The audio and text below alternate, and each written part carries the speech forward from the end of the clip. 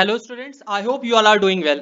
आज हम लोग बात करेंगे सेल के बहुत इंपॉर्टेंट टॉपिक के बारे में, न्यूक्लियस के बारे में। तो चलिए स्टार्ट करते हैं। न्यूक्लियस क्या होता है, क्रोमोसोम क्या होता है, डीएनए क्या होता है, जीन्स क्या होता है, क्रोमैटिड क्या होता है, सिस्टर क्रोमैटिड क्या होता है, होमोलोगस क्रोमोसोम क्या होता है, नॉन होमोलोगस क्रोमोसोम क्या होता है। और इसके साथ साथ में हम ये भी बात करेंगे कि क्रोमोसोम किस किस टाइम पे डिवाइड करता है, किस टाइम पे नॉन डिवाइड करता है। तो चलिए स्टार्ट करते हैं न्यूक्लियस से।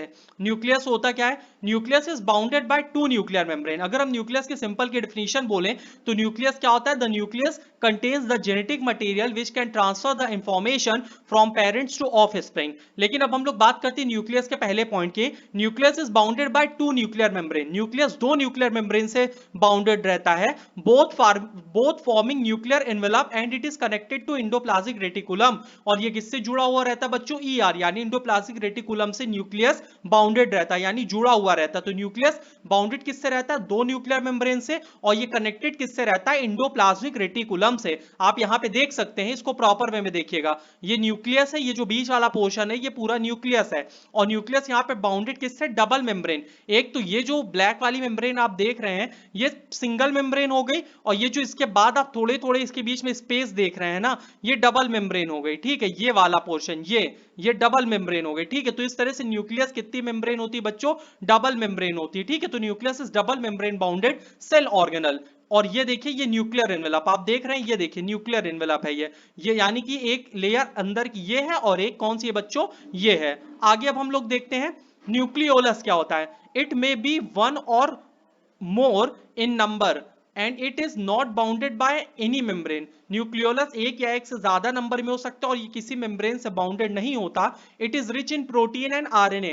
न्यूक्लियोलस में क्या चीज ज्यादा होता है बच्चों? प्रोटीन और आरएनए होता है। And act as site of ribosome formation. यहाँ पे क्या होता है बच्चों? राइबोसोम का फॉर्मेशन होता है। आप यहाँ पे देख सकते हैं कि जैसे ये न्यूक्लियस है, न्यूक्लियस के बीच में ये क्या हो गया? न्यूक्लियोलस। और न्यूक्लियोलस में दो चीज होता है ना, यहाँ पे हमने पढ़ा है न्यूक्लियोलस में दो चीज होता है, एक प्रोटीन होता है और एक आरएनए होता है। तो इस न्यूक्लियोलस के अंदर प्रोटीन होता है और आरएनए होता है। और यहां पे ये किस चीज का फॉर्मेशन करते हैं? राइबोसोम फॉर्मेशन का। ठीक है, यानी राइबोसोम की फैक्ट्री आप बोल सकते हो न्यूक्लियोलस को।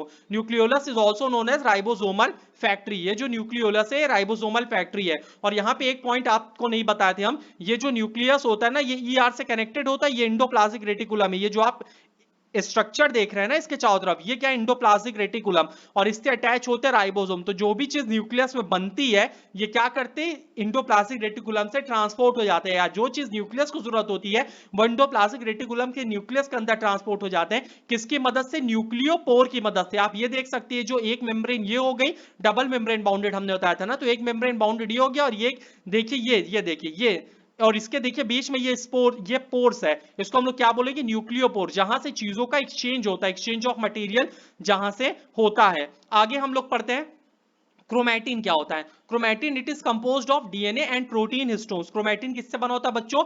डीएनए और हिस्टोन और प्रोटीन से बना होता है। कौन सी प्रोटीन? Histone protein. ठीक है, chromatin is form of repeating सब यूनिट ऑफ न्यूक्लियोसोम।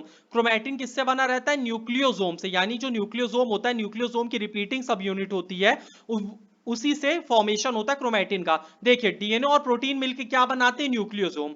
ठीक है, और यही न्यूक्लियोसोम आपस में ज्वाइंट हो होके पूरा का पूरा क्रोमैटिन बना देते हैं।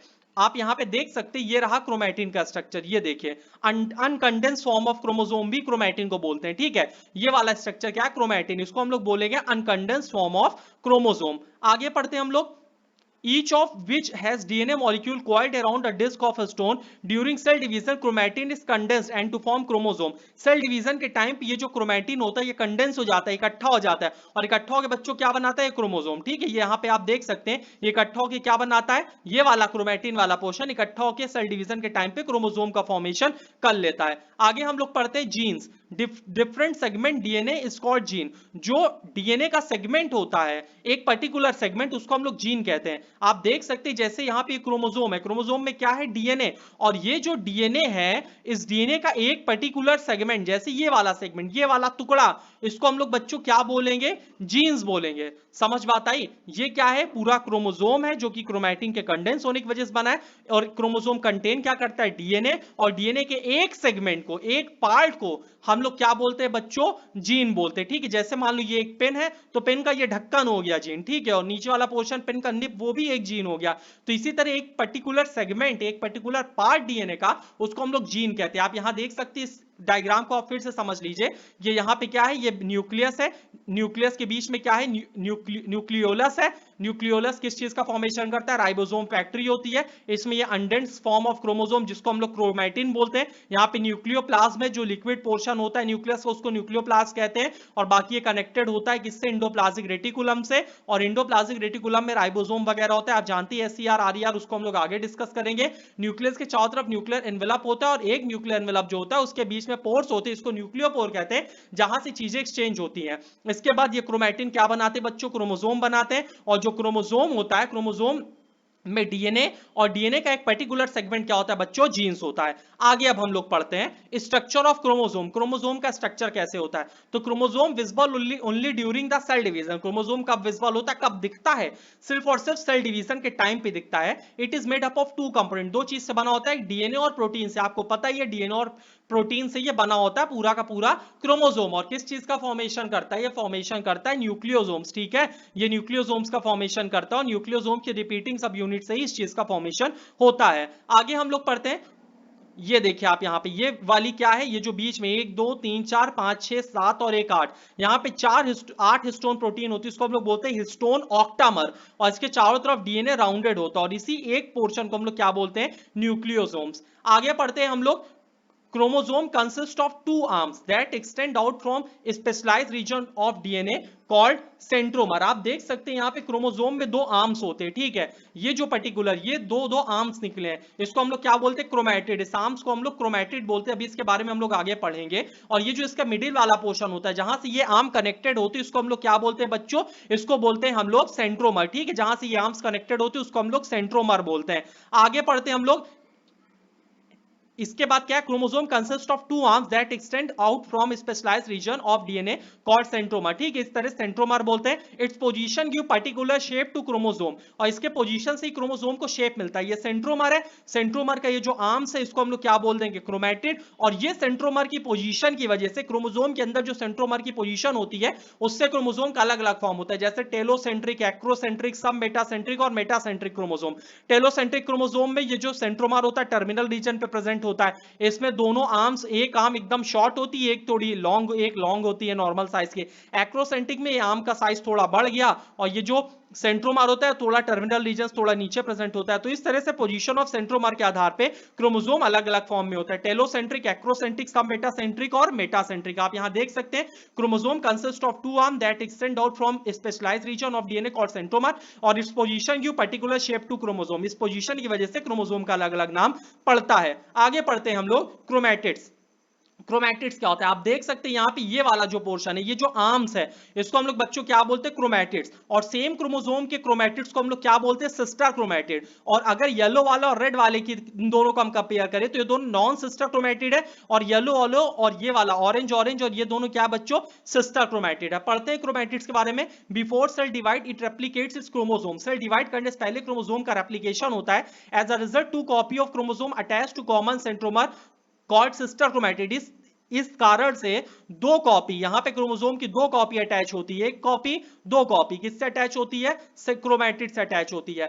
And after sale division sister chromatid separate and each chromatid become independent chromosome. इसके बाद सेल डिवीजन के बाद ये जो सिस्टर क्रोमैटिड है, ये दोनों सेपरेट हो जाती है, ठीक है, और सेपरेट होने के बाद एक इंडिपेंडेंट क्रोमोसोम बन जाती है। यानी यहां पे ये सेपरेट होगी, दो क्रोमोसोम बन गया, ये दोनों सेपरेट हो गया, दो क्रोमोसोम, यानी इससे टोटल 4 क्रोमोसोम बन जाएगी इनके सेपरेट होने के बाद, सिस्टर क्रोमैटिड के सेपरेट होने के बाद। अब हम लोग बात करेंगे हैप्लॉइड और डिप्लॉइड क्रोमोसोम। हैप्लॉइड क्रोमोसोम क्या होता है, इसके बाद हम लोग माइटोसिस, मियोसिस, उसको हम लोग लास्ट में कवर करेंगे, लेकिन यहां हैप्लॉइड डिप्लॉइड आप जान लीजिए। हैप्लॉइड क्या होता है, हैप्लॉइड का मतलब होता है अनपेयर्ड क्रोमोसोम, जिसमें क्रोमोसोम अनपेयर होते हैं। आप यहां पे ये देख सकते हैं, ये हैप्लॉइड है, ठीक है, अनपेयर्ड क्रोमोसोम या वन सेट ऑफ क्रोमोसोम। और यहां डिप्लॉइड का मतलब क्या होता है, पेयर्ड क्रोमोसोम, यानी 2n। यहां पे ये देखिए डिप्लॉइड यानी 2n, 2n क्रोमोसोम। जैसे ह्यूमन बींग्स में कितने क्रोमोसोम होते हैं इंसानों में, 46 क्रोमोसोम, यानी इसका अगर हम वैसे बात करें तो 23 पेयर क्रोमोसोम। और अगर हैप्लॉइड ह्यूमन बींग्स में कब होते हैं, ड्यूरिंग द गैमेट फॉर्मेशन, उस टाइम पे मियोसिस होता है, रिडक्शन डिवीजन, जिससे कि क्रोमोसोम के नंबर हाफ हो जाते हैं।